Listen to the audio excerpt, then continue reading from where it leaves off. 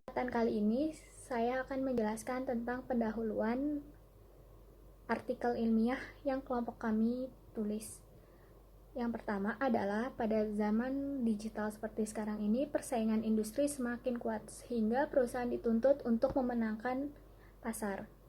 Perusahaan dituntut untuk dapat menghasilkan output atau produk yang berkualitas sehingga dapat mencapai keinginan konsumen. Untuk mendapatkan output yang berkualitas, perusahaan tentunya didukung oleh sumber daya manusia yang kompeten dan juga produktif. Perusahaan dapat mengukur tingkat produktivitas karyawan dengan metode pengukuran kinerja. Metode pengukuran kinerja juga bertujuan untuk mengetahui kesesuaian antara waktu baku pekerja dengan waktu aktual dan waktu standar dari perusahaan.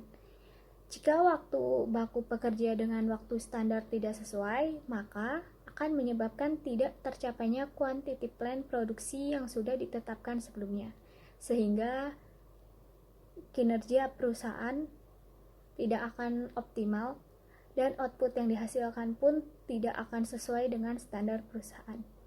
Selanjutnya ada metode penelitian. Jenis data yang digunakan terbagi menjadi dua, yaitu data primer dan data sekunder.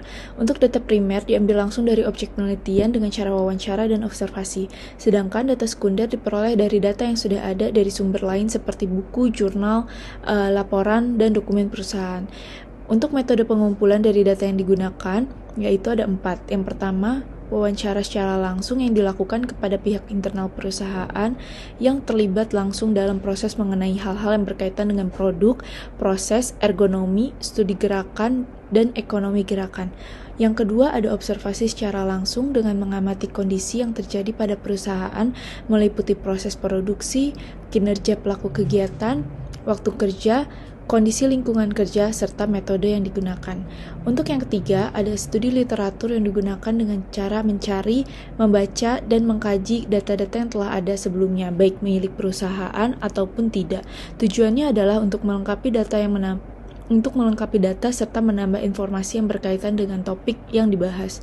Lalu yang keempat, ada pengukuran kerja yang dilakukan dengan cara mengolah data yang telah dikumpulkan berdasarkan kondisi yang diamati.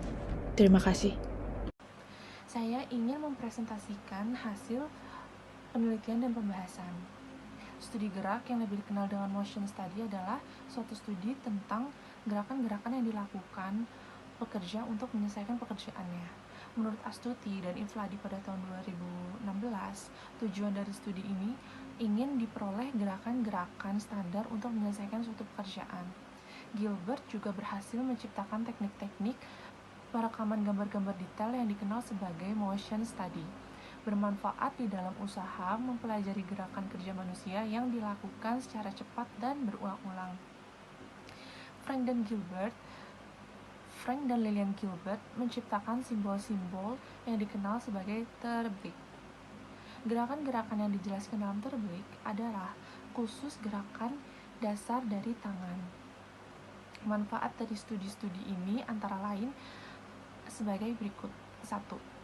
Memperbaiki kemampuan pekerja karena menerapkan metode yang baik, penggunaan alat yang baik, dan menghentikan kegiatan yang tidak perlu. Kedua, kehidupan mesin dapat ditingkatkan. Ketiga, mengurangi kelelahan pekerja. Dan yang keempat adalah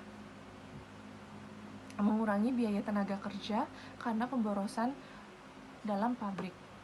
Proses telah atau analisis metode kerja pada prinsipnya akan menitikberatkan pada studi tentang gerakan-gerakan kerja yang dilakukan oleh pekerja untuk menyelesaikan pekerjaannya.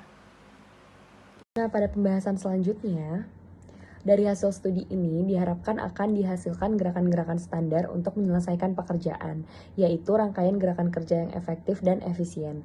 Untuk mencapai maksud ini, maka terlebih dahulu haruslah diperoleh kondisi pekerjaan yang memungkinkan dilakukannya gerakan-gerakan secara ekonomis. Nah, hasil kerja yang baik maka diperlukan perancangan sistem kerja yang memadai dan dibuat sedemikian rupa, sehingga dapat menghasilkan hasil kerja yang ditargetkan. Perancangan stasiun kerja yang baik dan pas bagi pekerja sudah menjadi sesuatu yang dipelajari oleh para pelaku industri. Nah, berbagai kajian dan uji coba juga sudah dilakukan demi mendapatkan perancangan stasiun kerja yang sesuai dengan keinginan. Salah satunya yaitu penerapan prinsip ergonomi dan studi gerakan yang pada penerapan sistem kerja harus dirancang sedemikian rupa sehingga dapat memungkinkan dilakukan gerakan-gerakan yang ekonomis. Dalam hal memperkenalkan dan mempopulerkan prinsip-prinsip ekonomi gerakan, Frank dan Lillian Gilbert dapat dianggap sebagai pionir karena gerakan-gerakan dasar dari suatu pekerjaan dikembangkan oleh mereka. Gerakan tersebut dinamakan Terblick yang berjumlah 17 gerakan. Selanjutnya adalah hasil simpulan dari hasil karya ilmiah kelompok kami, yaitu hasil kerja yang baik maka diperlukan perancangan sistem kerja yang memadai dan dibuat sedemikian rupa sehingga dapat menghasilkan hasil kerja yang ditargetkan. Perancangan stasiun kerja yang baik dan pas bagi pekerja sudah menjadi sesuatu yang dipelajari oleh para pelaku industri. Berbagai kajian dan uji coba sudah dilakukan demi mendapatkan perancangan stasiun kerja yang sesuai dengan keinginan. Salah satunya yaitu penerapan prinsip ergonomi dan studi gerakan yang pada penerapannya sistem kerja harus dirancang sedemikian rupa sehingga dapat memungkinkan dilakukan gerakan-gerakan yang ekonomis. Sekian dari kelompok kami, terima kasih.